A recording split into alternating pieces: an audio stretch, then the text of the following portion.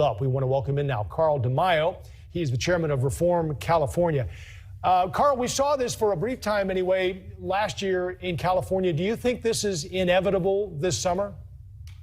It is, and it's not because of climate change, and it's not because of the weather. We've always had changing climate. We've always had changing weather. But last August, we saw Californians sitting in the dark. The power went out. There were rolling blackouts and brownouts. And this came at a time when actual consumption of power went down. Last year, California's power consumption went down by 1%.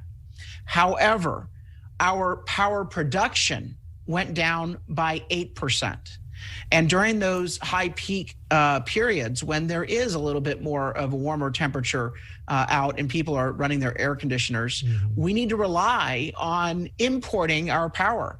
On average during the year, we import 32% of California's power. We don't produce enough.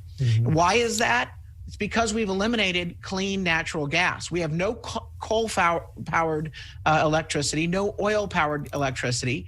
Renewables, wind and solar have skyrocketed.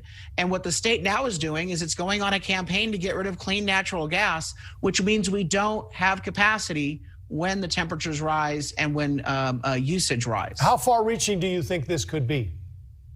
Oh, this is a permanent problem until we finally rid ourselves of what I call vanity power sources. We need to have a power portfolio that is affordable, that is environmentally sustainable, yes, and that is predictable, that we actually have the power when we need the power. Those out there who are putting these draconian mandates on in the name of virtuous energy sources are literally consigning our residents during high demand periods like heat waves to sitting in the dark. How do you expand it then, Carl? Because I know what they're about to take one of the nuclear plants off near San Luis Obispo, right, in the next couple of years. What do you do to create more power there instead of importing more? Well, they got not only a campaign against nuclear power, which is very safe, but also against clean natural gas, which again is very environmentally responsible.